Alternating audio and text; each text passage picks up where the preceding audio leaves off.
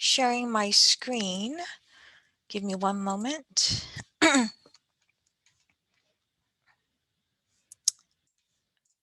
Okay, so can you guys see my screen? Is it showing up? Yes. Yes? Okay, perfect. Thank you. So my name is Julia Klein, and I am going to be covering 4 study areas in this group, study areas 1, 4, and 5. And so to help us orient, number 4 is where downtown is. Number 1 is the north segment of El Camino. Number 5 is where San Mateo Drive and Peninsula Avenue is. And then number 7 is along the both sides of the Highway 101 corridor on the north part of San Mateo. As Joanna had mentioned, we have 2 key questions for this group to answer. One is this the right range of alternatives to study? And then the other question is there anything sort of concepts or ideas that are missing that you would like us to evaluate? Sorry about that. I'll go ahead and skip. With me today is Wendy. Wendy, you want to go ahead and wave your hand? Wendy is going to be taking notes during this session. And so just real quickly, I think we talked about the 2 questions. And then in terms of chat, Diana had mentioned to submit the chats to her. Key differences among the 3 alternatives are that alternative A has the least change in terms of designation, and we'll go over that in more detail in each of those study areas. It also has the lowest residential growth. Alternative B has the second highest residential growth and spreads that growth more evenly across all 10 study areas.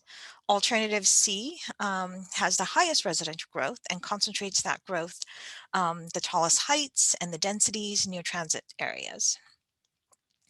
So study area 1, as I mentioned, this is along the north part of El Camino near Burlingame. Currently, the land use is medium density and high density residential, as well as a mix of offices and with some overlay of residential mixed in. So that's the current land use designation.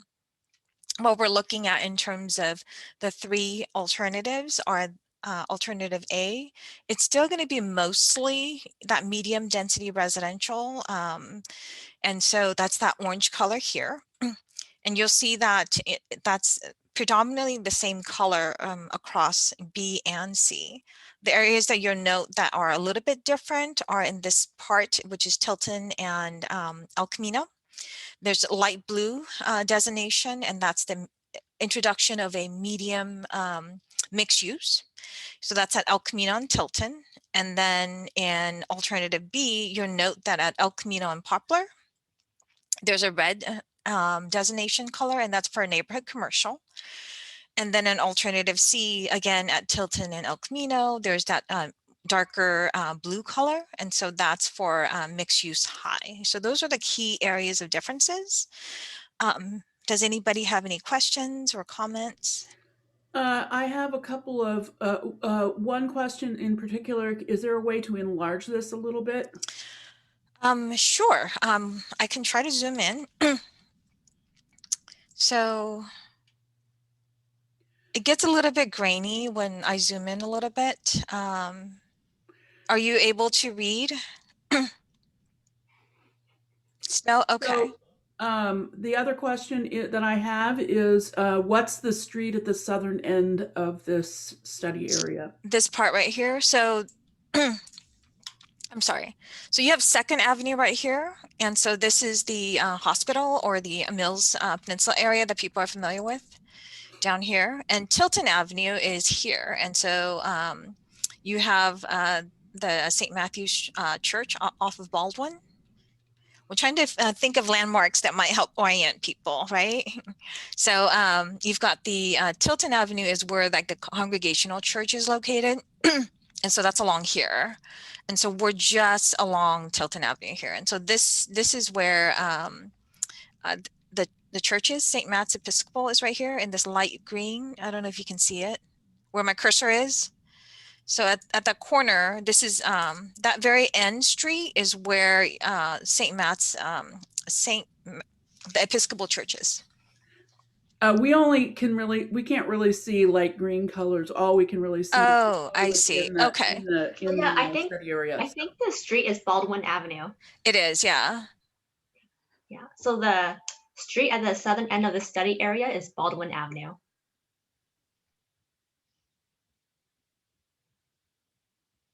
I don't see any more questions or comments.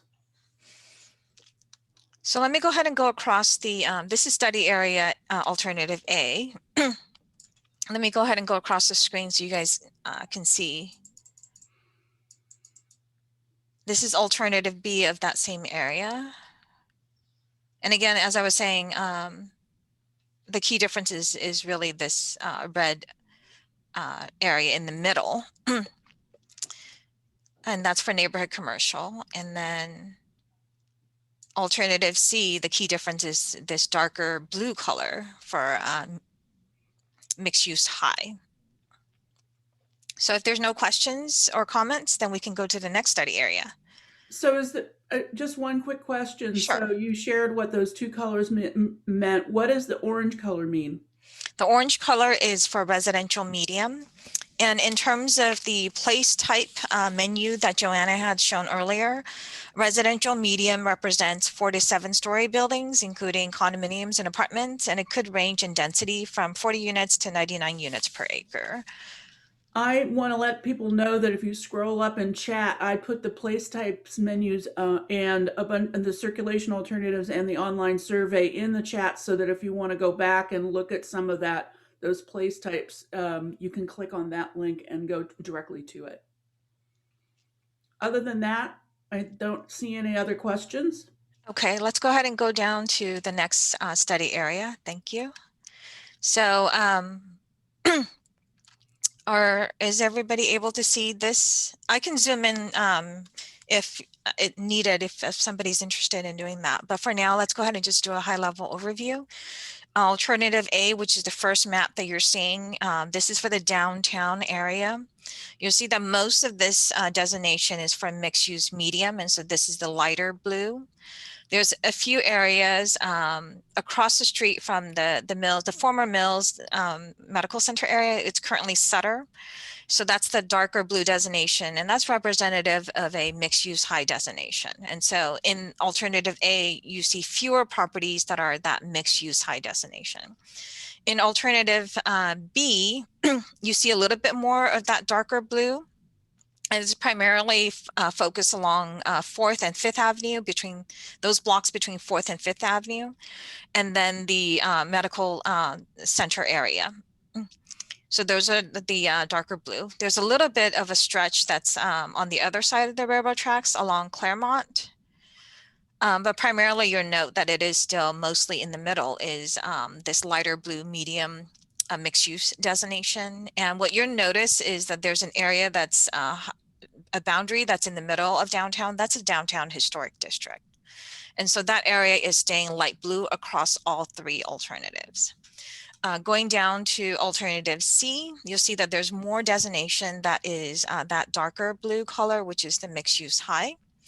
And so again, preserving the downtown a historic district, and then allowing the option for potentially higher density, higher mixed use and with this darker designation. And reflected in that is the net new homes table that you see at the bottom of this screen. Alternative A, B, and C both have this column that shows net new homes and net new jobs. Is there any questions or comments? Yes, I have 3. Is there any parking info to go with these multi-level developments? There is no parking info at this time, as what we're looking at is talking about land use scenarios to study. So if there is interest in looking at parking, I think that's a comment for further evaluation. So it's not at this time, but that comment can be noted for further evaluation, which is the next phase. What's the vision for the red area at Poplar and El Camino? I live there. Is that near Arco? That goes back to study area 1. And so yes, that is the current gas station area. So that is correct. Okay. Does mixed use have fixed ratios by type, or is that varied by project? So what we're talking about at this current stage is a range for mixed use. And so for each of these designations, as you'll note in the place types menu, Joanna had shown that mixed use medium, mixed use low, mixed use medium, and mixed use high all have a slightly different range. And individual developments, we don't have any of those data at this point, because at this point we're just trying to study. We're trying to get a grasp of the range to study. And so that level of detail will come later on, but at this point it's a range. So mixed use low is looking at 1 to 3 story buildings. Mixed use medium is looking at 4 to 7 story buildings, and then mixed use high is 8+ story buildings. And the details in terms of floor area range is also in that place types menu. That's it for questions right now. Okay. Are there, as Joanna had mentioned, in terms of the types of input that we're looking for, one is this the right range to study? And then the second question is, are there certain land uses or, certain ideas that we're missing that you think would be good for us to study?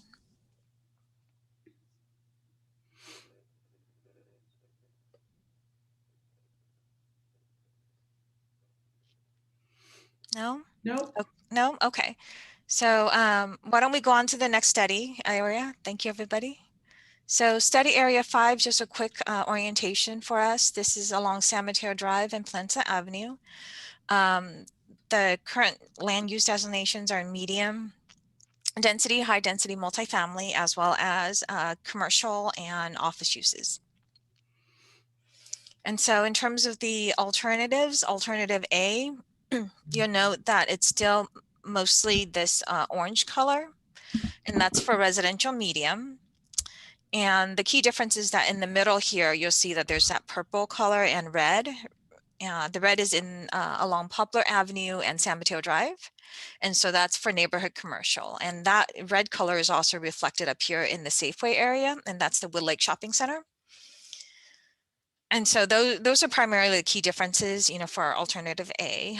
In alternative B, you'll see that the Safeway Wood Lake Shopping Center area is changing to mixed use medium. And so that's noting that difference. And then along San Mateo Drive and Poplar, that area is designated as mixed use medium. And then as you go to alternative C, along Peninsula Avenue, you'll see that that color is changed to mixed use low. And then in the middle, there's a little bit more color introduction. You still have that purple and red, but you also see this darker brown color, and that's for a residential high. And then toward the Tilton and Catalpa area, there's an opportunity for a mixed use high. And just real quickly, since we have a few new colors that we hadn't seen in the previous study areas, the residential medium, just a quick reminder, that's reflective of 47 story buildings with densities between 40 to 99 units per acre.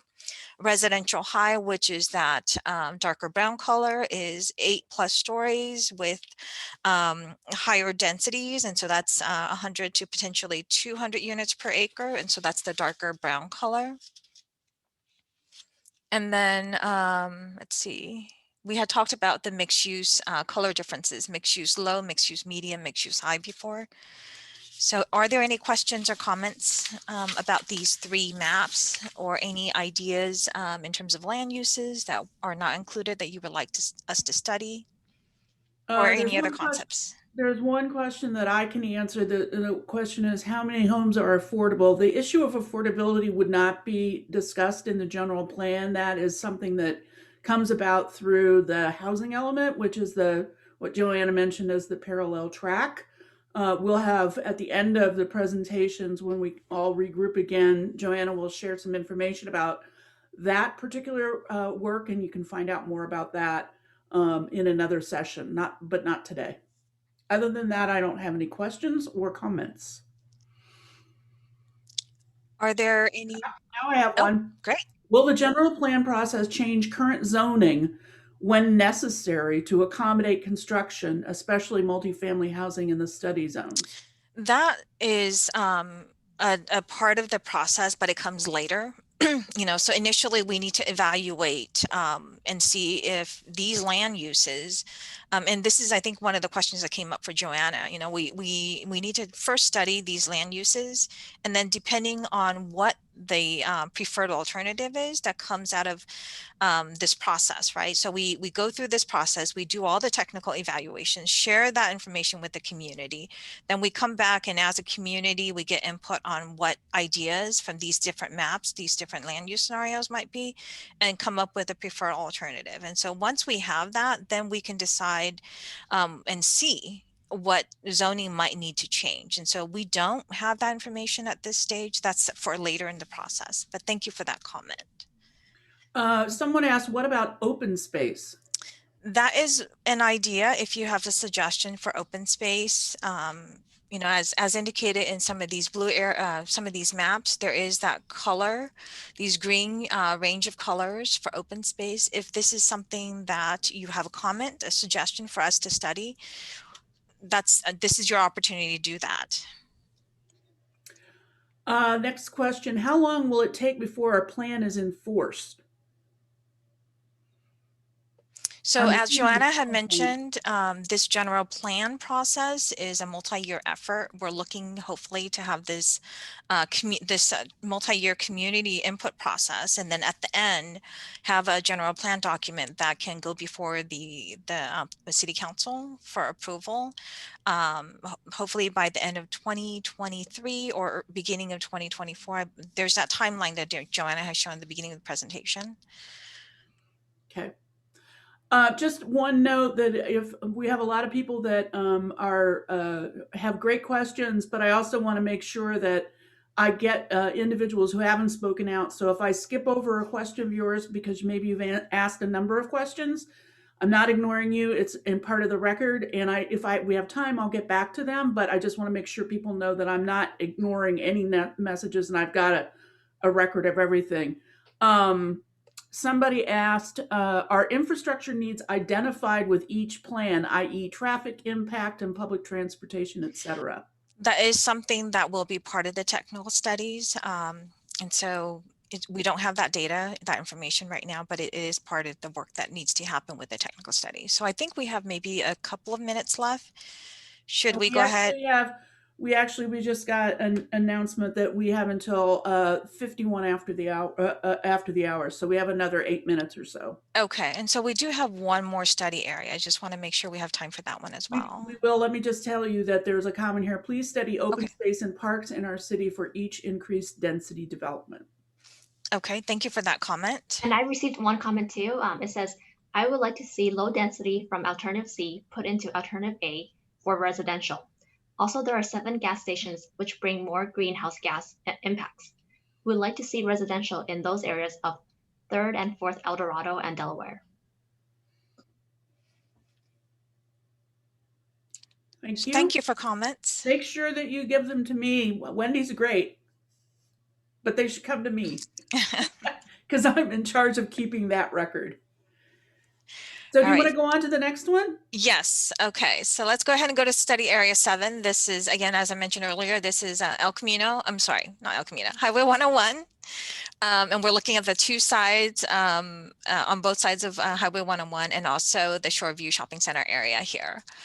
The current mix of uses are medium and high density multifamily, as well as service and some neighborhood commercial. In terms of alternative A, B, and C, alternative A is looking at maintaining a lot of that current service commercial designation, which is that pink color that you see here along Amphlett Boulevard, as well as along the 3rd Avenue area, which is here. And in terms of the Shoreview Shopping Center, it's shown here in alternative A as mixed use low. What we're seeing in alternative B is some of that North Amphlett area changing to orange. And so that's a medium density, medium residential. And then also introduction of residential high along the 2 blocks on south, I'm sorry, 2 blocks portion of North Amplet. And then in the Shoreview Shopping Center area on the east side of 101, we're looking at those areas being designated as mixed use medium. In alternative C, we see North Amplet area with this orange color, and that's reflective of residential medium. And then in the Shoreview Shopping Center area, the shopping center itself portion is designated as mixed use high. So those are the primary differences in among these 3 maps. And it's also reflected in terms of the net residential units and the net jobs. Are there any questions or comments?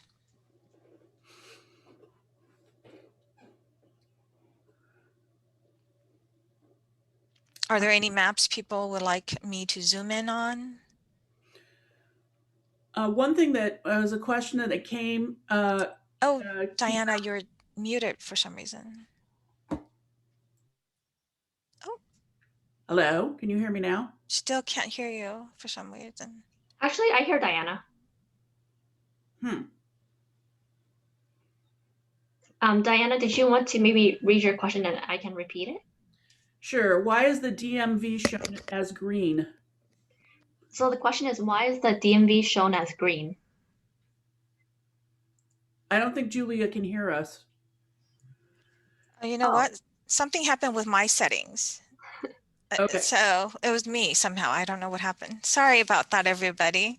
Okay. Why is the DMV shown in green? So DMV is shown in green because it is a quasi-public facility. Got it. Is there any light industrial in San Mateo? It is areas, we have areas that are currently designated as M1. It's not in this portion of the study area, but we do have small pockets in San Mateo that are designated M1. One question that had come up from in the previous workshop last Thursday night was sometimes the third the alternative C sometimes in a particular study area seems to be less dense than B, and that's not because it may be in that particular scenario, but overall when you add up all the study areas together, that the totality of all the study areas scenarios in C is the most dense. So to supplement what Diana was saying, I think this was a graphic that was shown in Joanna's presentation.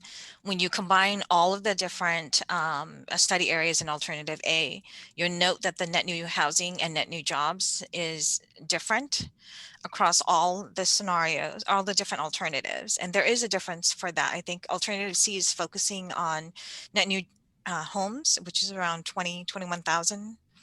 But there is a slight decrease in planning for net new jobs. And that there is a difference between the 3 alternatives. And that's part of the reason we were, with the 2 key questions that we're asking for today is this the right range to study? We're not picking and choosing anything right now, but is this the right range to just generally study?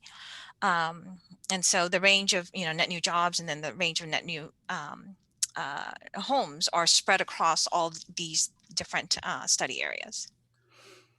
We have about 2 minutes left. I have one question. At what point in time are the net new housing numbers based? Is that the 2040 amount of housing expected?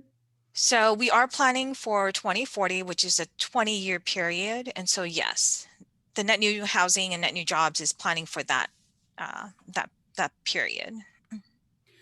I live in North Central. Any plan to increase height and density along the west side of 101 would be a great place to increase density and insulate the neighboring blocks from freeway noises, etc. Thank you for that comment.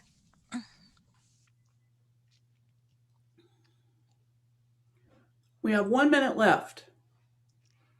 And just to remind participants, you're staying in the room with me, and Julia is going to leave. Julia and Wendy will leave.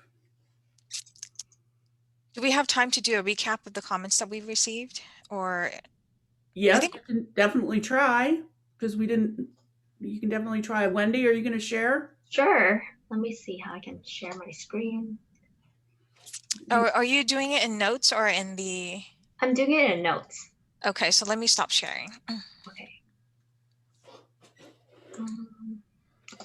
Oh, it's telling us you have to move on now. It's Sorry. never mind. Well, we did have a record of it, and you'll be able to see it at a future time on the Strive website. We're going to have recordings of this as well as all the notes that were taken, including the chat. So, thank you, Wendy and Julie. Thank you. Take Thank care. you, Thank you, everybody. everyone.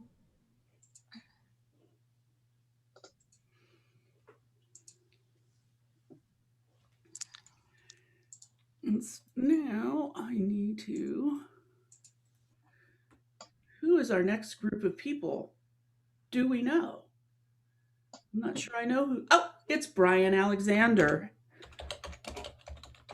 Hi, Brian. Hello, Diana. Welcome to our group. Thank you. I'm gonna pull up my screen here. Sorry, can someone tell me, I have to leave this room, right? Yes. Yes. So what do you see at the bottom of your screen? There's Yeah. a breakout room, like Yeah. waffle looking thing. Uh-huh. So click that. Leave breakout room? Yeah. Okay, Yes. thank you. Bye. Yep. Bye, Wendy. Okay. Give me 1 second here.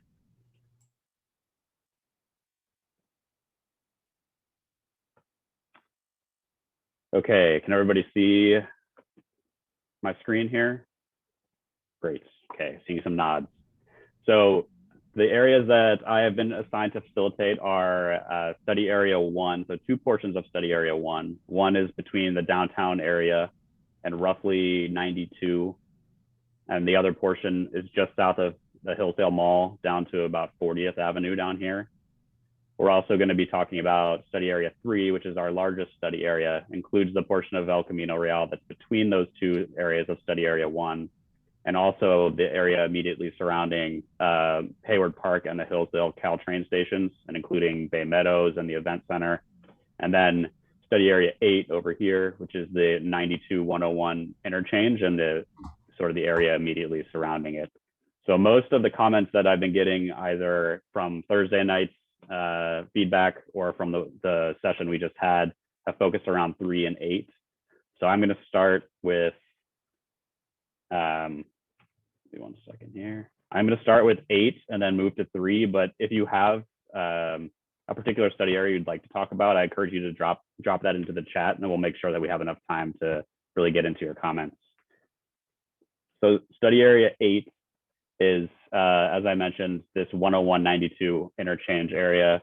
It includes the Crossroads Office Park, the Marriott here, this office park that's a little bit north along 101. It also includes Parkside Plaza and the area around the fish market, and then this office parcel down here that's just south of 92. And so just to highlight the key differences between the 3 alternatives, I'm going to start at the north end of the study area. So in alternatives A and C, this office park is a residential low designation. So again, that's 1 to 3 stories of residential. The Marriott and the Crossroads parcels stay the same across all 3. There is a slight difference here. These 2 parcels on the west side of that office park are a mixed use low designation in alternative A, and then a medium mixed use designation in B and C. Parkside Plaza is different in all 3. So in alternative A, it's a low density mixed use land use. In alternative B, it's a medium density residential. And then in C, it's a medium density mixed use. And then this other large parcel here, which is currently an office complex, it stays as an office medium designation in alternative A. Alternative B, it's residential low, so 1 to 3 stories. And then C, it's 4 to 7 stories, so residential medium designation. And then last little major change here, this area along the waterfront is a commercial neighborhood designation in A and C, and then it would be a mixed use medium in alternative B. So I'm gonna pause and ask whether or not you think we've collected the right range of alternatives here in each of these 3 options. And feel free to share with us if you think there are things that are missing or that you'd like to see us study in this particular area.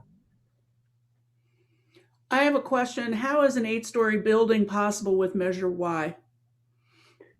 So because the general plan update is looking at a 20-year time horizon, so through 2040, there are some alternatives in here that assume that Measure Y could sunset.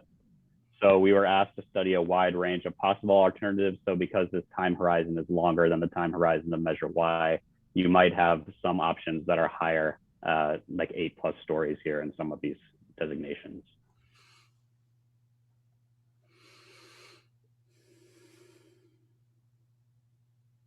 Other questions?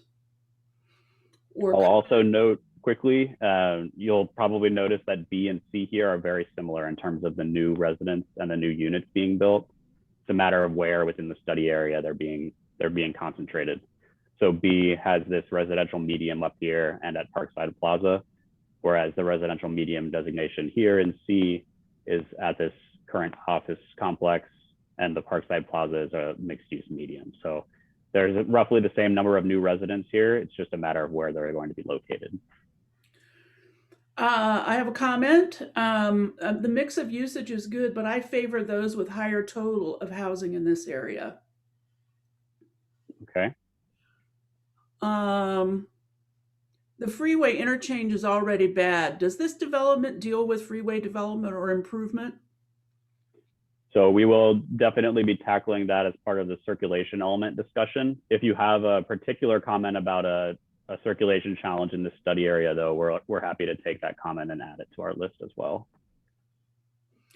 Has the positioning of high buildings so close to the water been looked at in terms of climate change, sea level rise, and liquefaction due to earthquakes? Not at this point. So what we're doing now is sort of looking at what the range of possible alternatives could be, but a lot of those more technical questions will come in the evaluation process that follows.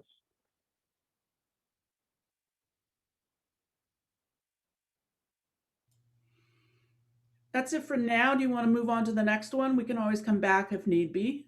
Yep, let's do that. Let's go to study area 3, because I'm sure this one will generate some comments.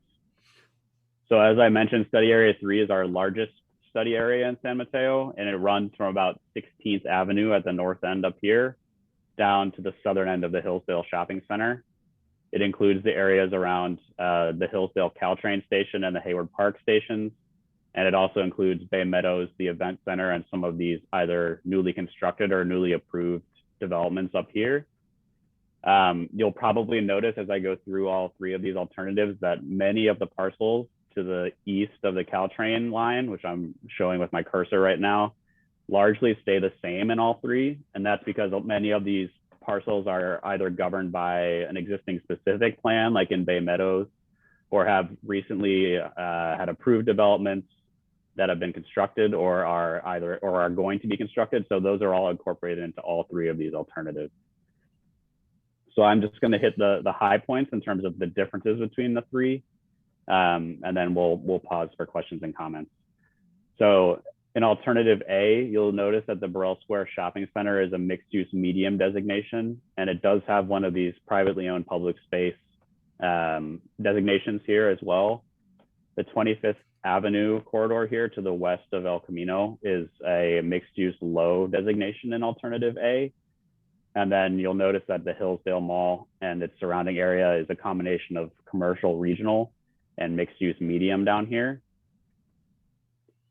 As we look at alternative B, the Burrell Square Shopping Center is a residential medium designation up here.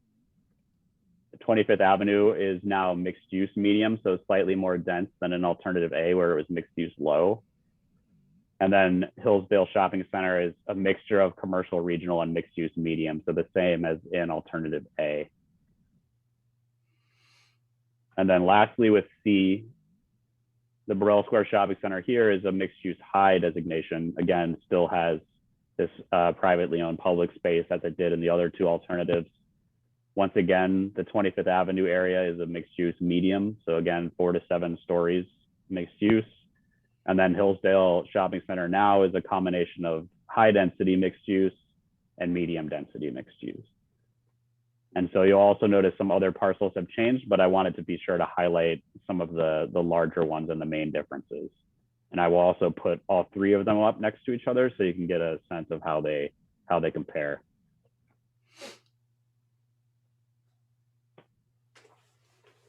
Any thoughts or comments coming in, Diana? No, not yet. Okay. I'd like to see more open space to accommodate growth. Okay. Is there, to that commenter, I wonder if you could elaborate, is there a particular area within the study area you'd like to see that space? Or is it a general comment about the study area as a whole?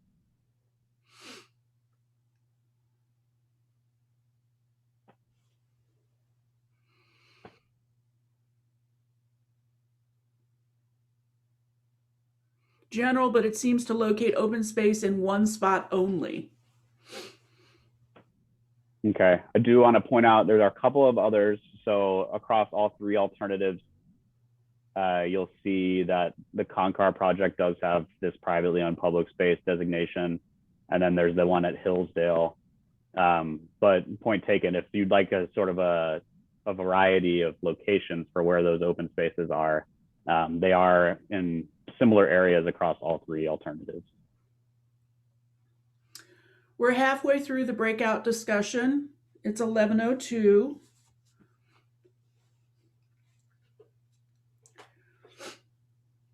Any more comments or questions about this particular study area? My phone is, I'm getting a lot of texts right now. Telling me, my timekeepers are texting me. Here's some more. The open space issue is a huge problem throughout the city. That people need outside space within walking distance. Another comment is, I'm concerned about Burrell Square becoming residential. Okay. Then the last comment is, or question, when do you look at Caltrain capacity? So in part, that will be a part of the circulation discussion here, and will be sort of a component of future evaluation as we look at what these alternatives would mean for the city of San Mateo. But we haven't gotten to that point quite yet. We have another person who is agreeing on the need for more open space. Okay. We did have a comment in the previous group that suggested maybe one of those privately owned open spaces along 25th Avenue, if it were to be a mixed use, low or medium. So that was another option that somebody suggested. Can you remind us what the difference is between regional and neighborhood commercial is? Sure. So regional commercial is more of a destination shopping designation. So you could think of it as like a big box store, a mall, those types of things.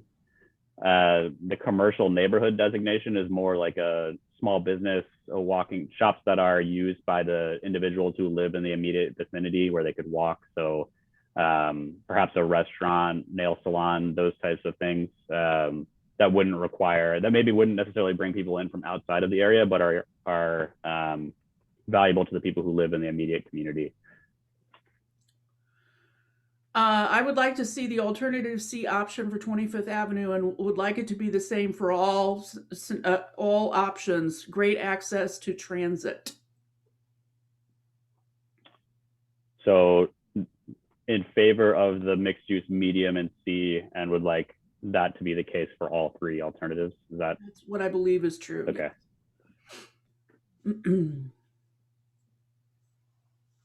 Again, if I happen to be skipping over a comment or a question that you have, I'm trying to make sure that all voices are heard. I know a lot of people like to share their thoughts, which is great. We still have this in the chat and will become part of the official record. So don't worry if I've skipped over something specifically. I'm trying to get a kind of a range of people commenting. Here's one. I also suggest that as density, either high buildings, office, or residential, as density increases, that open space be integrated into that plan. Okay, thank you for that comment. Diana, I'm wondering if I may want to go to the other portions of study area 1, and we'll let comments continue to trickle in on study area 3. No worries. That sounds great. Okay. So again, this section of study area 1 is centrally located in San Mateo. So it's roughly from Central Park on the north end down to the top of study area 3 that we just looked at. So almost to 92. It's a mixture of uses, currently mostly commercial, but across the 3, you can see the difference in the alternatives here. So it's largely mixed use designations in all 3, particularly if you look at 12th Avenue and above towards downtown. So in alternative A, this is all mixed use low, so 1 to 3 story mixed use. Alternative B, it's a combination of medium and high mixed use land uses, and then it's basically all mixed use medium here in alternative C. And then if you look at the southern half of the study area, it's largely mixed use medium with some office high designations mixed in here in alternative A. In B, it's a combination of high density residential with a mixed use high for this particular parcel down at the southern end. And then in alternative C, it's a mostly mixed use medium. So similar to alternative A here, with a couple of residential mediums mixed in, and then continuing to keep these 2 as office high.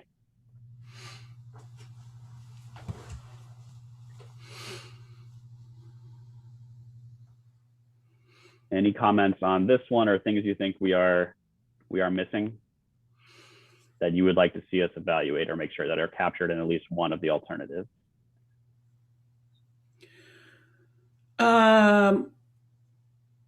I'm not sure whether we have enough traffic by HS. I don't know what that means. No more regional commercial, please. That seems to be a general comment. Regional, okay. Yeah, so there's no regional commercial in this one, but then maybe they're referring to the study area 3. Probably, yeah. Yep. Good idea for development that can support, good to add wide sidewalks and bike lanes. Okay. Good. This is sorry, I misread this. This is a good area for development because it can support development in this area. Any other questions or comments about this study area? I'm going to start talking about this last little piece here while we're still collecting comments. So this is a 4-block section of El Camino Real south of the Hillsdale Mall. Sorry, I have a cat jumping around in the background. It wouldn't be a Zoom call without a pet getting involved. So you can see across the 3 alternatives, there's a mixture here of land uses. The northern part is mixed use low in A and B, so the area around the FedEx, what is currently the FedEx space. Along El Camino here, it's a commercial neighborhood. So again, those smaller shops that might be used by people who live in the immediate vicinity. And B, the area along the southern end of 37th Avenue is a low density residential, and then a mixed use low along El Camino Real. And then C, that area is all mixed use low, so along the southern end of 37th and along El Camino.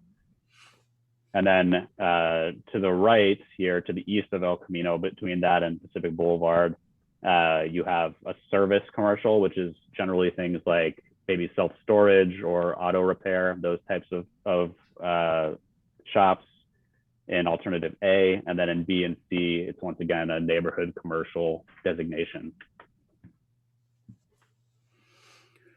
So any thoughts on this or on the other portion of study area 1 that we just discussed?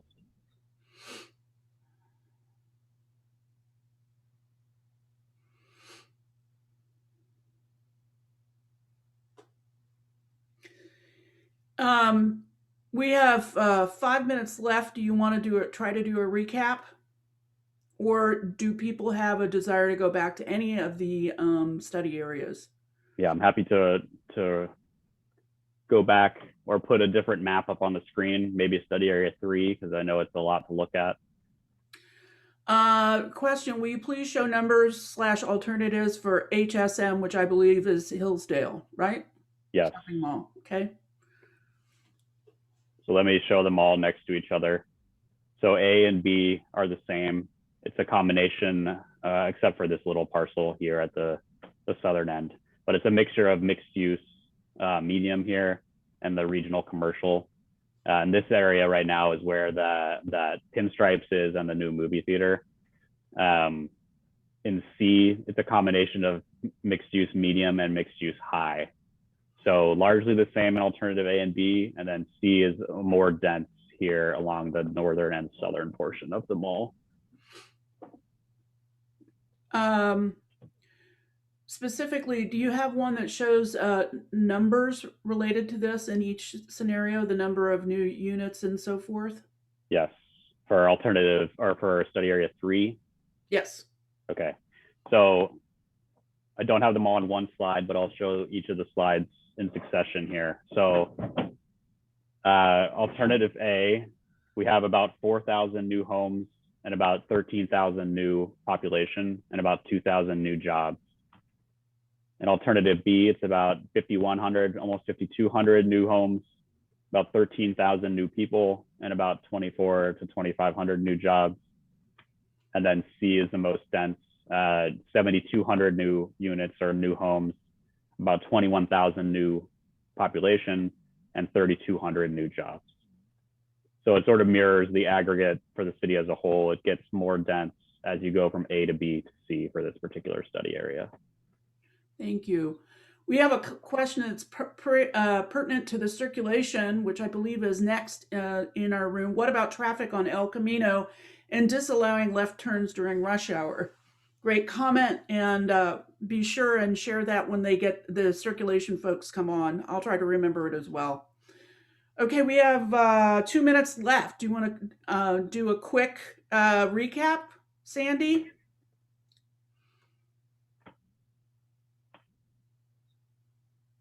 You're muted. I can also, if you want me to talk through. You're muted now, Brian. How about now? You're now and you're not. Sandy, do you want me to recap based on the notes you've got? I've got your Google Doc pulled open.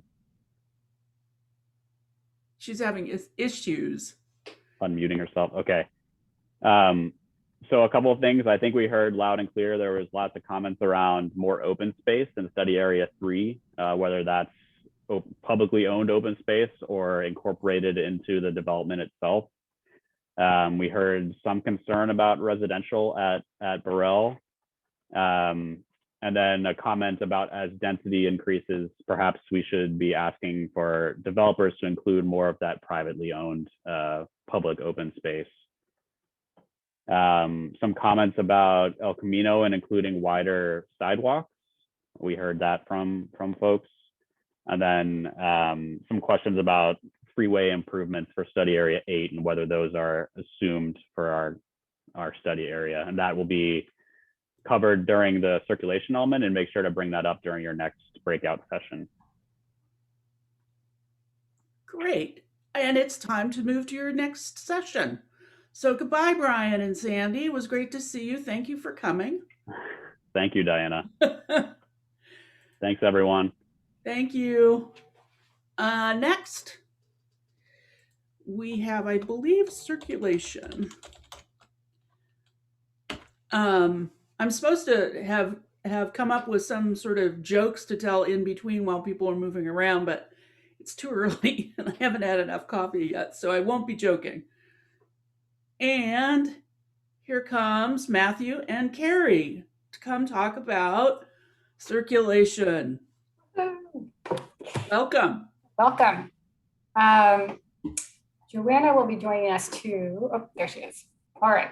Welcome. So before we get started, I just want to introduce the new faces in the room. We have myself. My name is Carrie Stone. I work for PlaceWorks.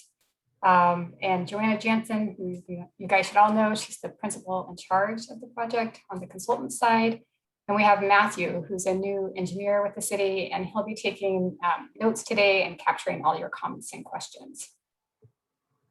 So just a little bit of introduction about this session. I'm going to walk you through 3 draft circulation alternatives. And these alternatives explore different ways people can travel throughout San Mateo. And while they provide the big picture strategy, there are other city documents that will get into the details about how to implement these ideas. These documents include the recently completed bicycle master plan, the downtown parking plan, the neighborhood traffic management program, and a future complete streets plan that the city's about to start. All the draft circulation alternatives are consistent with these documents, but they do present some new ideas for the community to consider. So just a reminder that today our focus is going to be on two primary questions. Is this the right range of alternative scenarios to consider? And are there ideas missing that you'd like to see evaluated? So Joanna's going to share her screen now, and I'll briefly walk you through these three alternatives, and then we can get to your comments and questions. All right, so this is alternative A, and its key theme is focusing on creating a walkable community in San Mateo by connecting neighborhoods through pedestrian routes to transit, schools, and other amenities. Pedestrian improvements could include things like enhanced lighting, adding missing sidewalks, as shown by these darker blue lines, improving pedestrian crossings to make them safer. Yeah. Somebody's asked if you could zoom in a little bit. Also, it's kind of hanging low down to the page. Sure. There, that's better. Great. So I was highlighting these blue circles that you see there. Those are crossings that would, crossing improvements to improve pedestrian safety. And then other pedestrian improvements such as widening sidewalks, traffic calming, and adding street trees. And again, these details would be worked out in the city's implementing documents in the future, but those are just some ways we could enhance pedestrian access in our city. The green line shown along El Camino Real represents bike and public realm improvements. And public realm improvements are things like street furniture, better lighting, landscaping, street trees, parklets, and so forth. The solid purple lines that you see represent existing bikeways of all types. So that could be anything from bike boulevard signage, arrows painted on the street, or a green painted bike lane. And the dotted purple lines represent proposed bikeways, and those are identified in the bike master plan. The solid red line that you see, it may look like a dark orange on your screen, depending on how you see color. It shows existing shared bike and pedestrian paths, and the dotted red lines show proposed bicycle and pedestrian paths. And I'd also like to point out that this alternative envisions a 2-block pedestrian only street in the downtown, and that's on B Street between 1st Avenue and 3rd Avenue, shown on the blue lines that Joanna is zooming into right there. So moving on to alternative B. The goal of this alternative is to enhance access to transit in San Mateo, focusing on connections to the city's 3 Caltrain stations and high frequency bus service along El Camino Real.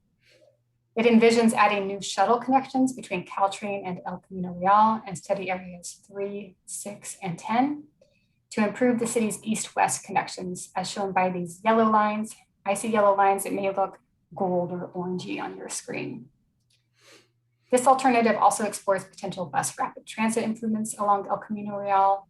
These improvements could include things like a bus-only lane, signal preemption, enhanced bus stops, more frequent bus service, lower bus floors to improve accessibility, and other improvements. And again, these same purple lines are the same as in alternative A, and the red lines as well, and the green, I should call out too, the green dotted. Alternative C, moving on. This one combines the bike and pedestrian and local transit connections shown in alternatives A and B, but it explores some additional inventive urban design concepts, such as implementing a superblock concept in San Mateo's downtown. This idea originally comes from Barcelona, Spain, and the primary idea is that through traffic that passes through downtown would instead travel around the perimeter of downtown, and cars visiting downtown would be allowed on limited interior roadways to create more pedestrian and civic space in those areas. This alternative also envisions adding an automated micromobility circulator, such as an autonomous vehicle shuttle between Caltrain and El Camino Real, and study areas 3, 6, and 10 to improve the city's east-west connections. Joanna's highlighting that now. It's that yellow line where it may look gold or orangey. And the green line along El Camino Real represents bike, public realm, and bus rapid transit improvements. And this alternative does also identify proposed pedestrian crossing and safety improvements, and those are shown by the blue circles. So now I'd like to open it up to your comments and questions. I'm just going to remind you again of the two questions we're asking. Is this the right range of alternative scenarios to consider? And are there ideas missing that you'd like to see evaluated? We had a comment from our last group regarding El Camino that was really relating to this circulation. And what about traffic on El Camino and disallowing left turns during rush hour? That is an implementing policy, but it's something we could definitely add to the list of things to consider. I also have somebody who wants to say they love the idea of the pedestrian mall on B Street. Great. So an alternative A, the one that's shown there. Somebody in our first session asked if this would be similar to the street closures that are happening right now in downtown. And the answer, we had Christina come in and give us a little background on that. And the answer, she said that, yeah, it would be similar. Although the way to implement the permanent closure would be a little different. Are there any thoughts on increasing connections to 101 from El Camino? Major connections are more to the south. 3rd and 4th take a lot of traffic now. Yeah, I think that, are you talking about roadway connections, vehicle travel connections? Yeah. So we are limited to our roadway network. Right now, San Mateo is a built out city. And we're not envisioning any street widening because we are a built out city. So I think the focus to improve traffic flow is to try and get people out of their cars as much as possible, or those who would like to travel a different way. And there are some technology improvements that we can explore that might help improve capacity without actually widening the street. I'd like to see 3rd and 4th becoming one way. Part of both of them, I think, are partly one way, but not completely, correct? It's been a while since I've been to downtown San Mateo, so I can't answer that. Maybe. Matthew? Yes, if I can jump in. Yeah, it is one way to the east side of downtown, but once you get to downtown, it is a two-way street. Great, thank you. Let's see. Diana, I was just going to add to that Sure. I think, making streets one way, wherever it may be, is an example of something that could probably be implemented or combined with any of these alternatives. It isn't dependent on any one of A, B, or C.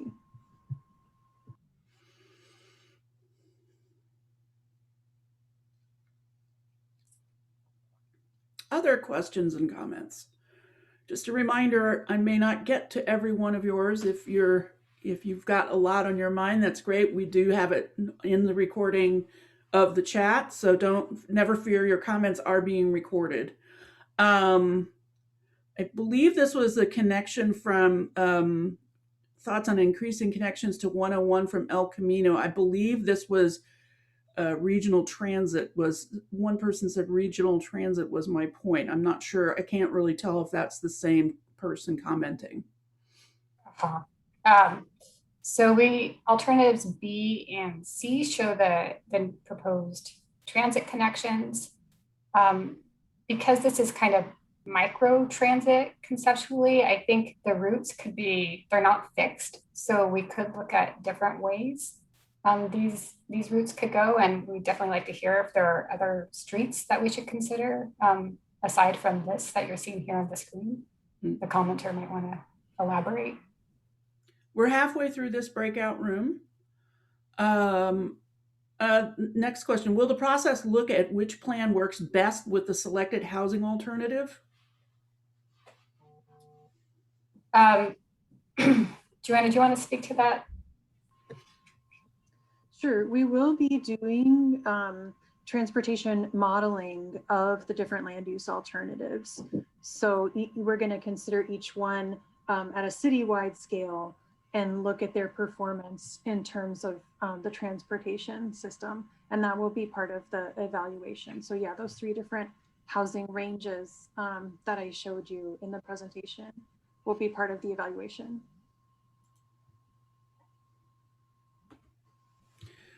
Highway 92 and 101 have problems already. What plans are there to work with Caltrans? So because the general plan is a document that's focused on city policy, of course, there will be policies to encourage and require regional collaboration with our partners. But because this is a regional issue, San Mateo is not going to solve the problem, and they're going to have to work with Caltrans and our neighbors to help reduce these issues. I remember hear a little bit about some pilot programs, not only by Caltrans, but also SMCTA, the San Mateo County Transportation Authority, for example, to pilot an express bus on 101. That's kind of been tabled right now during the pandemic, but it's another example of a regional scale or a county-wide project that would certainly have a direct effect on 101 as it passes through San Mateo.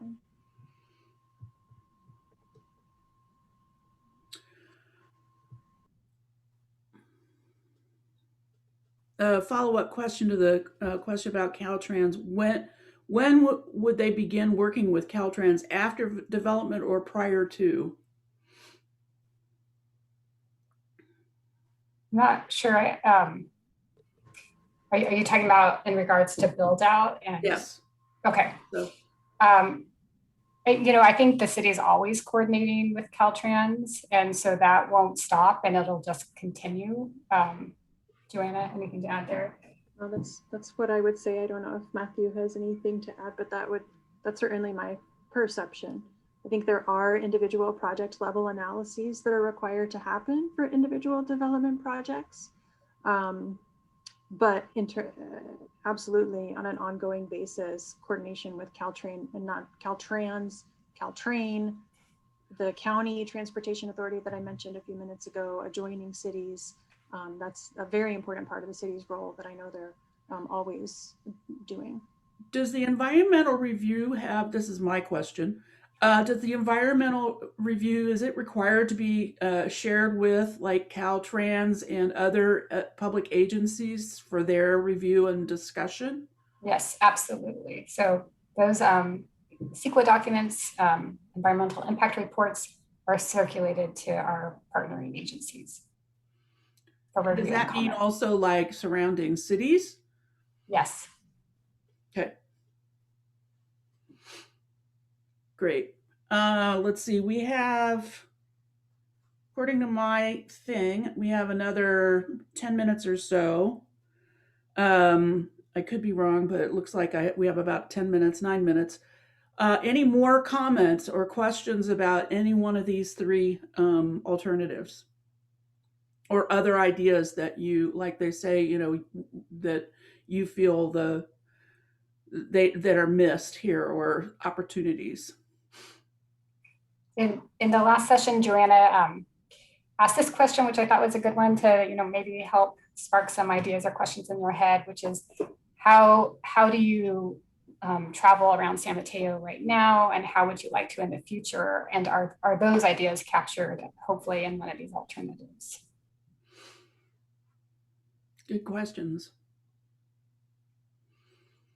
I can jump in and offer a little bit more input on the previous comments. We do work very closely with Caltrans for any of the interchanges to the freeways and also along the El Camino Real, because that is a state route. So we work very closely with them on a lot of these transportation issues. Thank you. I'm not seeing any more comments or questions. Do you want to do a quick recap? I wasn't taking notes, Diana, so maybe Matthew could. That will be me, yes. Okay. Yeah, so we have questions or comments regarding traffic on the El Camino Real and possible transportation solutions, such as disallowing left turns. There was a comment on pedestrian mall on B Street and how that seems to be a good idea.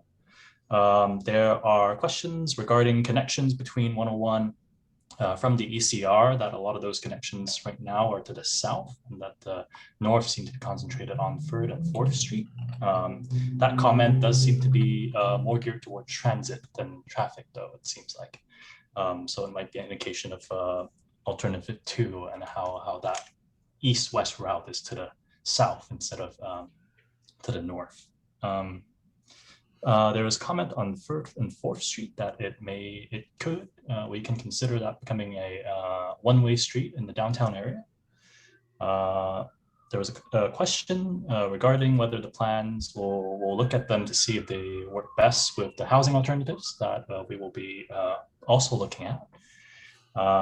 There's a comment on 101 and 92 that it is a very congested intersection because there's a lot of traffic going east-west, especially going through the bridge.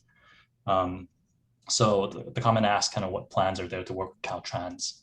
And then there's also comments regarding kind of how the city works with Caltrans on all of these transportation issues. Lastly, there's a question on whether an EIR is required to be shared with Caltrans and other agencies, and also surrounding cities and jurisdictions. Am I missing anything, or is that capturing what some of the comments and questions are in this group? Seems about right to me. Michael Nash, who is one of our participants, has shared something that I'm going to share to everyone in the chat, which is an outreach program called Reimagine Samtrans, and there's a link there for those of you who might be interested in getting more involved with the issue. Yeah, thanks for sharing that. I think that link takes you to a survey, if I'm correct. So yeah, everybody should take a look at that.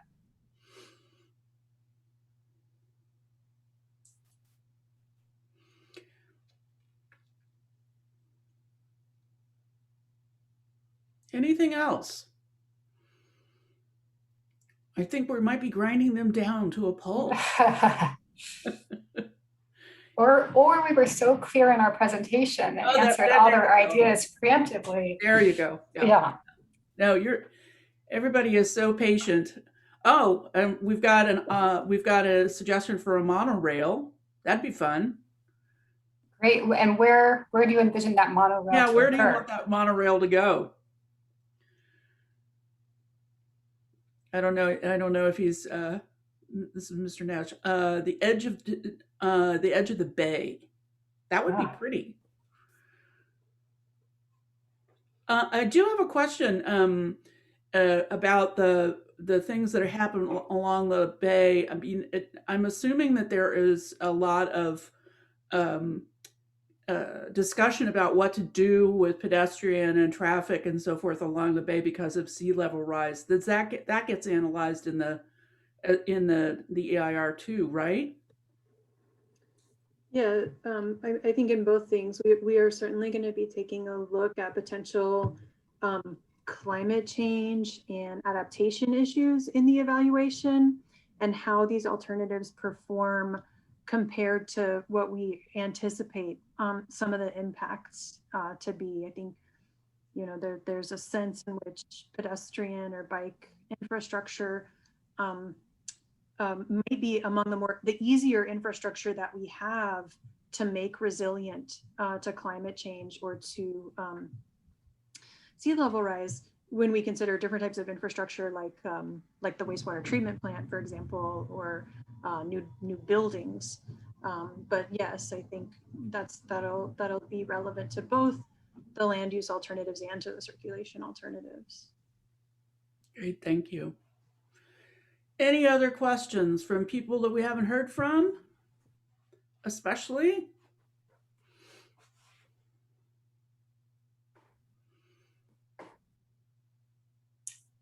How much time do we have left, Diana? 2 minutes. My guess is really 1 minute. That seems to be how it goes. But then we'll just as an update, that'll be our last breakout session, the next one that's coming, and then we'll all group back in the main room to hear next steps before we move on to our Saturdays. Yay. Really appreciate everybody taking the time to sit with us and go over all this information. It's a lot to digest, I know, but it's really important, your participation. Especially, thank you so much to the PlaceWorks folks for organizing these workshops. They've been really great. Let's see. Do I have any more comments here? I'm having problems with my chat. I have to put it on another window. Nope. One more. The Bay Trail is very popular and the golf course could be expanded for more types of recreational use. Thank you for that comment. Great to hear. I've heard that comment about the golf course in other workshops too.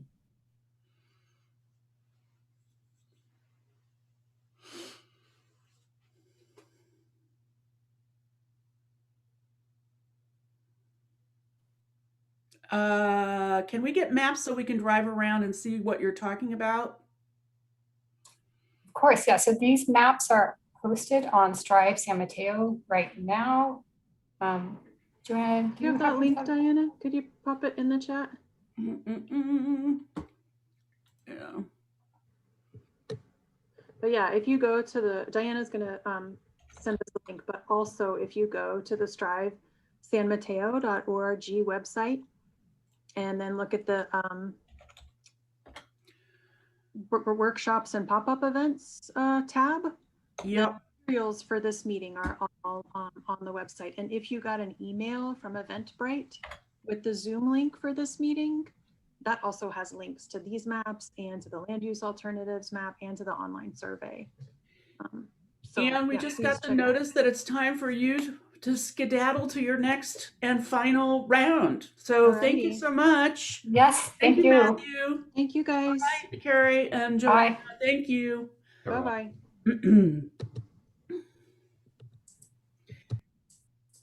And now we have our final team of Linda and Nikki. And who else? Is that it? Just you two? Just us two. Thank you. Good morning, everyone. Thank you for joining us on this Saturday morning. We are your last breakout group, so please hang in there with us. And so again, my name is Linda Lee. I'm an associate planner with the city of San Mateo. I'm joined with Nikki Vu. He's a housing specialist, also with the city, and he will be capturing all your comments, questions in the notes. And so today, for this last breakout group discussion, we are looking at study area alternatives 2, 6, 9, and 10. And the question again, we'd love to get your feedback. Do you think this is a right range of alternative scenarios? If not, what ideas or changes would you like to see incorporated? And again, we're not making decisions. We're not voting, whether you like A, B, or C. We're really looking for, excuse me, feedback on the different study areas and alternatives.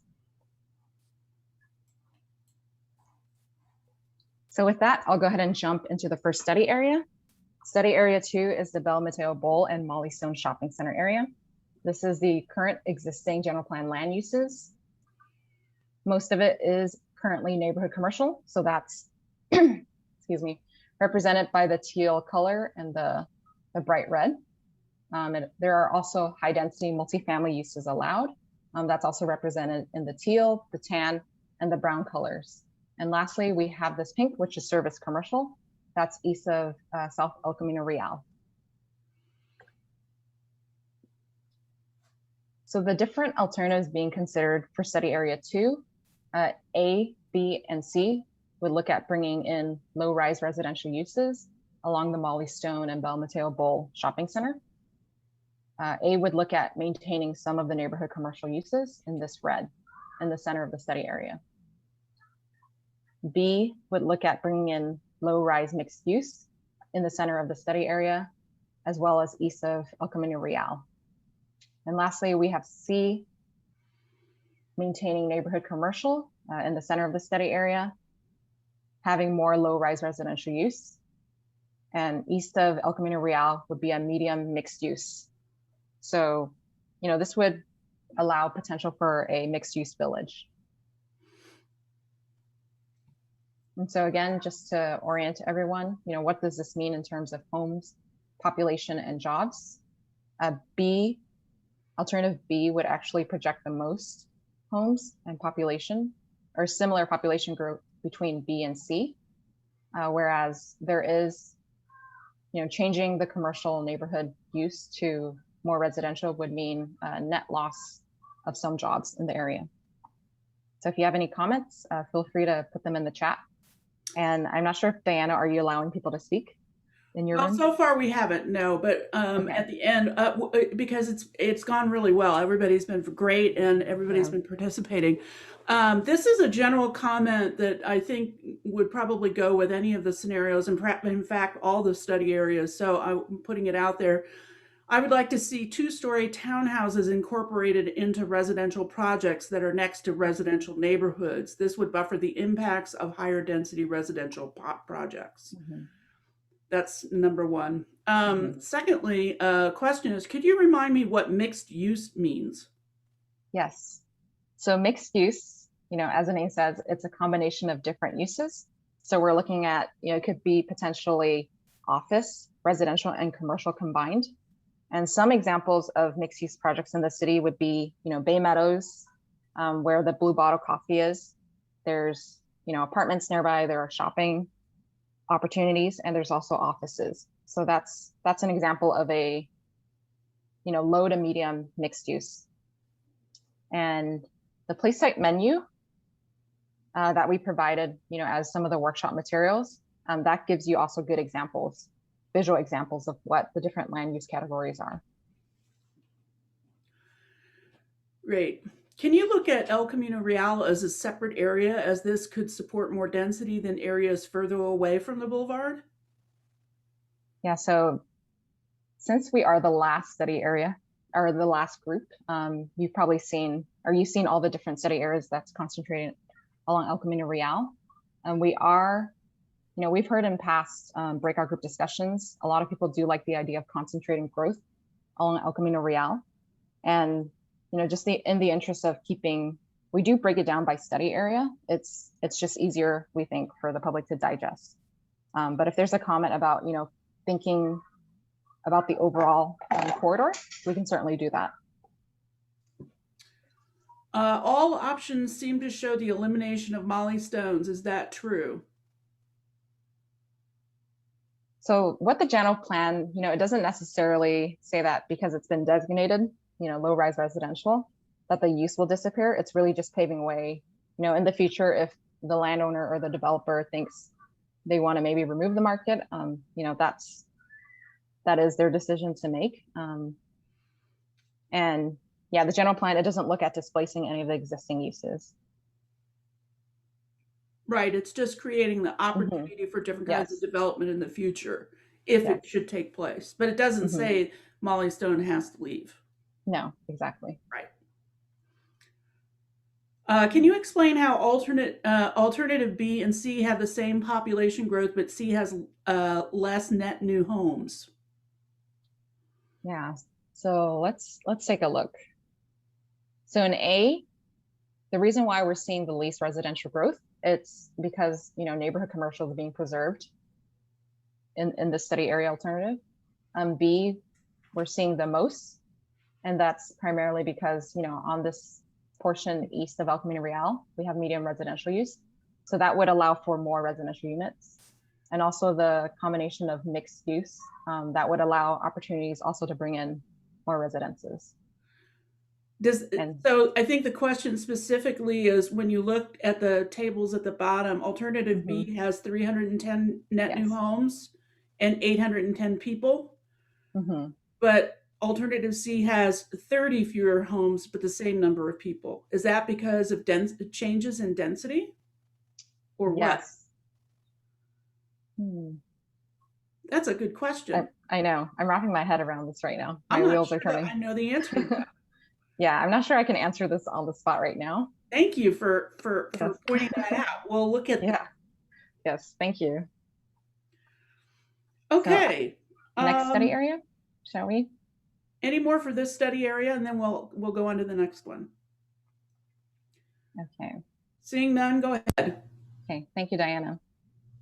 So the next study area, 6, this is the Campus Drive area. As you all know, this is a primarily office campus. So the existing purple you see, that's designated executive office. And on the south, that's colored red, that's neighborhood commercial. That's where the existing Lowerwood Shopping Center is located. The different alternatives being considered for study area 6, A, B, and C would bring in medium residential uses. This is consistent with a recently approved planning project for Peninsula Heights. So that would bring in about 290 new residential units. A would look at preserving some of the office uses along Campus Drive. B would look at bringing in more residential uses. So the lighter orange, that's for low residential use. It would concentrate or maintain some office use, but concentrate it on these two parcels. Medium rise office, that's the fuchsia color. C would look at eliminating, all the existing, eliminating the office use designation and instead changing it to medium rise residential. Other key things to highlight between A and B, Lowerwood Shopping Center would be considered for low rise mixed use. C would be no change to Lowerwood Shopping Center and keeping it as neighborhood commercial. Questions and comments about this particular study area?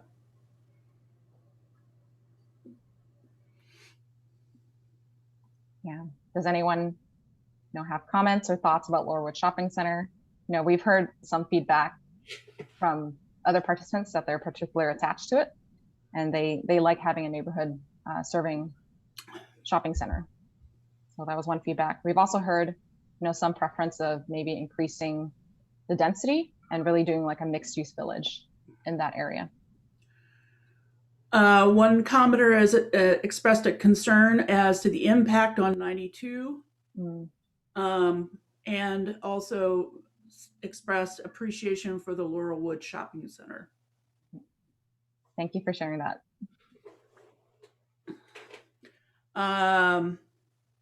It's important for each neighborhood to have a local grocery store and services is the next comment. Good comment. Thank you.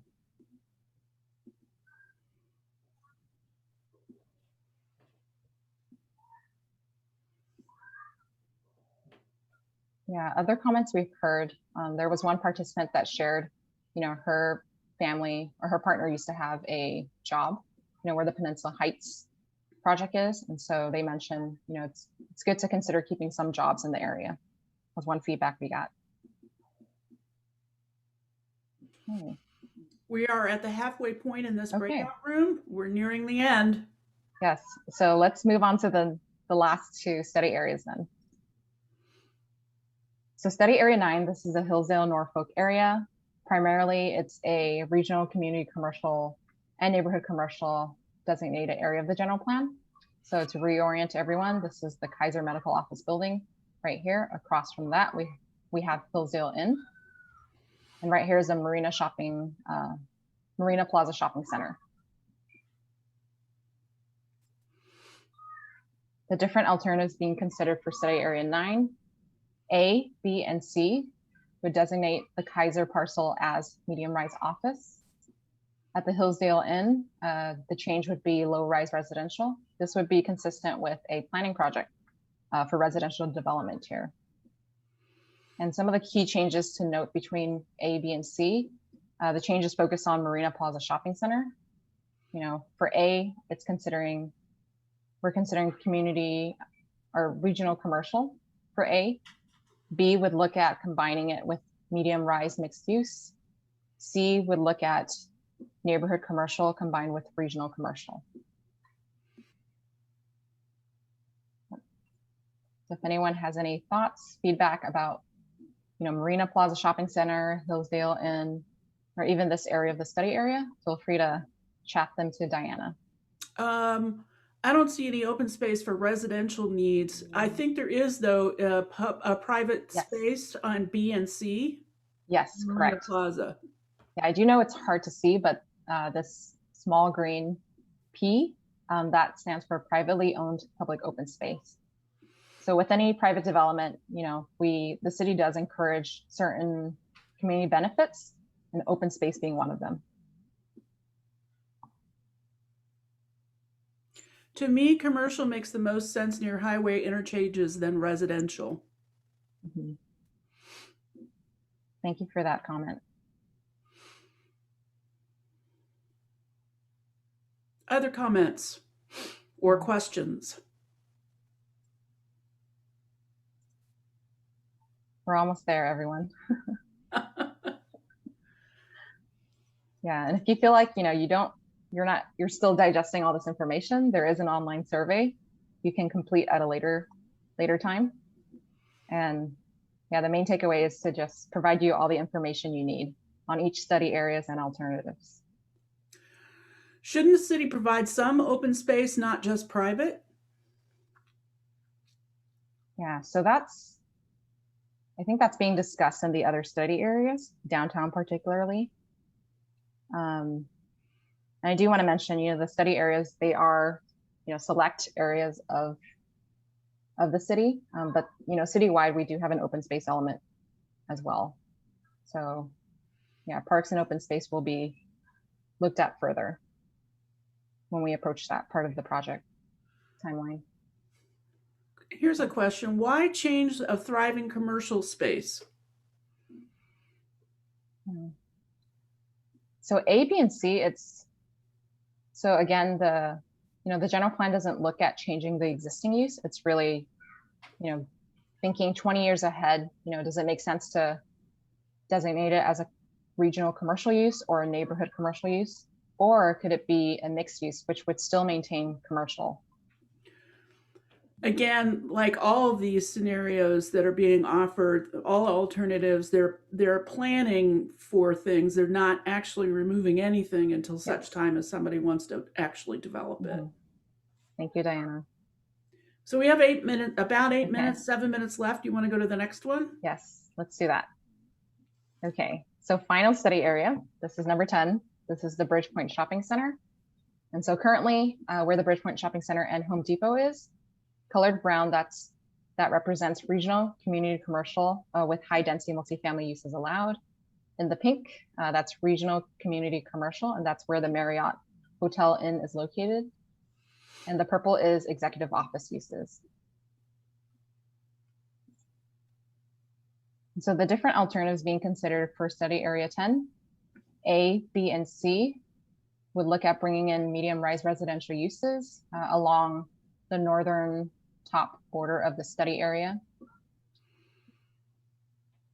Some other key things to note, A would keep Bridgepoint Shopping Center as regional commercial. B and C would look at introducing mixed use low, particular in B. C would look at looking at the Bridgepoint Shopping Center for medium rise residential. Other things to note, so along Fashion Island Boulevard, this parcel here, A would change it to medium rise residential. B and C would maintain the office uses, but at a medium scale. Yeah, so if anyone has any thoughts about the Bridgepoint Shopping Center or this study area, feel free to chat them.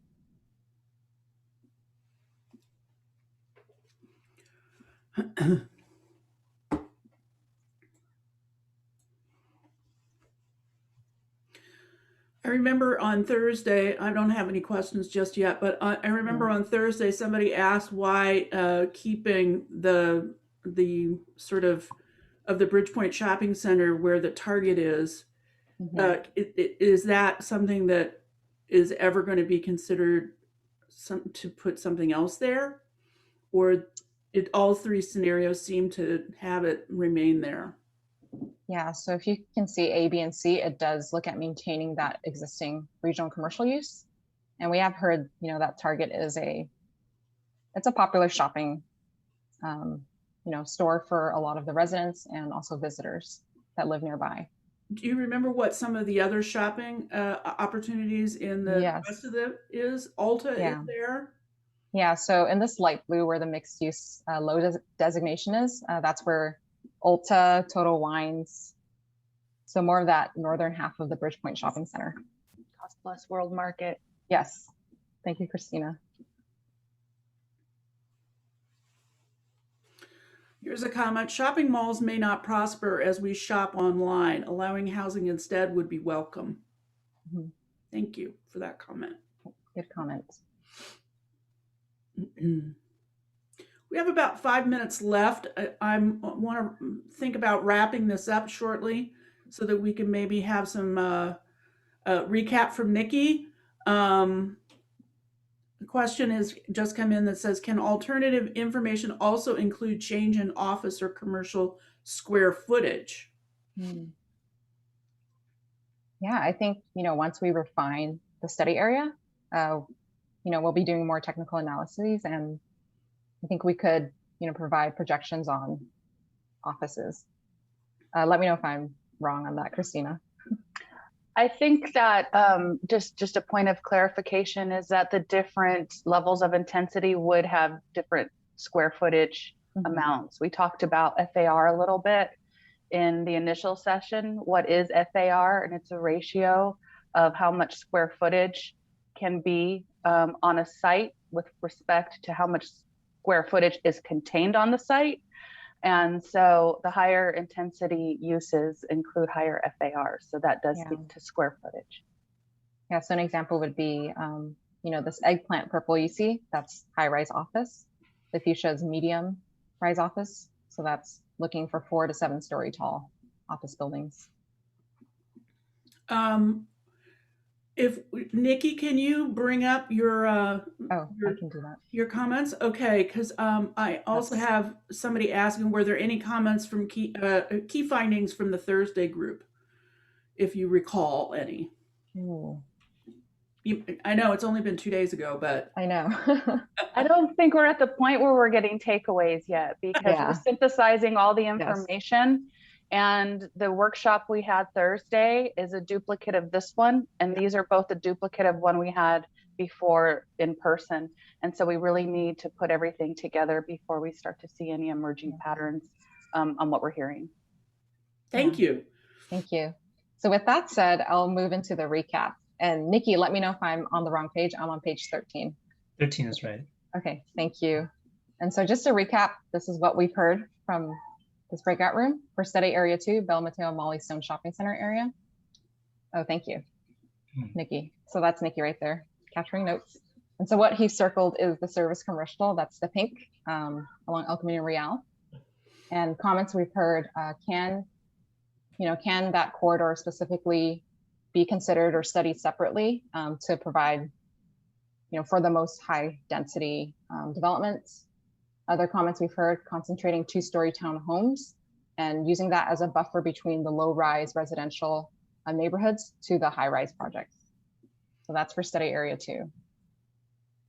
Other comments we've heard, this is study area 6, Campus Drive area. There was concern for traffic. This area is right next to the 92. And so there was concern that increasing residential growth there would be an evident impact on that. And then there was also a comment supporting Lowerwood Shopping Center. Study area 9, Hillsdale Norfolk area. We heard comments supporting more commercial uses and locating that near the highway interchange. And also feedback, the need for more open space for residents in the area. Last study area 10, Bridgepoint Shopping Center. Comments we've heard, can there be a change in the office and commercial square footage? There was a circle on this alternative, the medium rise office to regional commercial. I don't recall. I think it was mostly a comment about the target. Okay, yeah, thank you. That was in reference to asking why we considered keeping the target in all 3 scenarios. Yeah. Thank you. Last comment we heard, allowing housing over the shopping mall would be welcomed. And so around the Bridgepoint Shopping Center area. Diana, did you get any more comments through the chat? Just let's see. Seems strange that that area couldn't support a Staples and Bed Bath & Beyond. We are losing these types of stores. That's a comment. With a few exceptions like Target and Home Depot, commercial has never been a winner here. Lots of unused parking space that can be replaced by housing. Mixed use to provide services to housing. We've just gotten the 1 minute warning, I think, or 2 minute warning. I don't know exactly what Hang on a second. Oh, 3 minutes. We have 3 Oh, minutes 3 minutes? left. Great. Yeah, thank you everyone for the additional comments.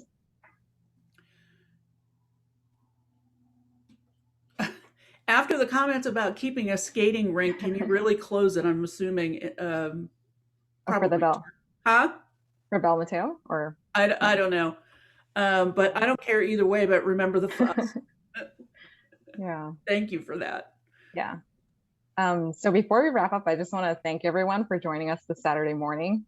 You know, I know this is a lot, the pace is fast, it's a lot of information, but you know, your input is so valued to the whole process. And so thank you for joining us and being patient with us. This is our first large virtual interactive meeting. And so we hope you enjoyed it.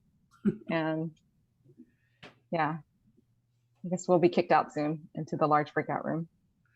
Large room.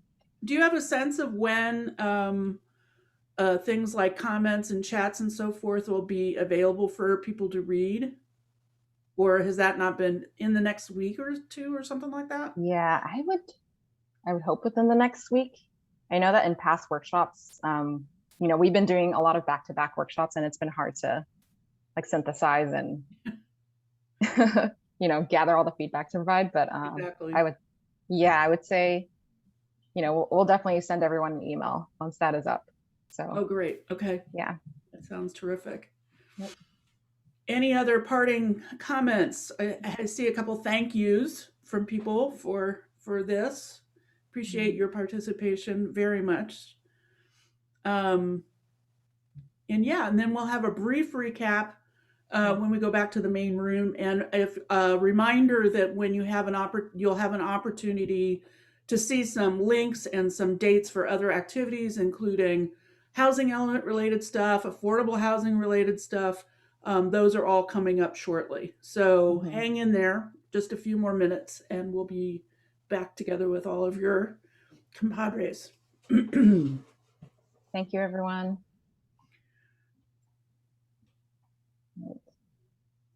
We'll shortly give us a little button to push to go back to the main room. So yeah. I'm just curious, what was the most interesting study area for this room? I don't know. They're leaving us. Oh, they are. I guess that's not a question. No. Bye, everybody. See you back in the main room.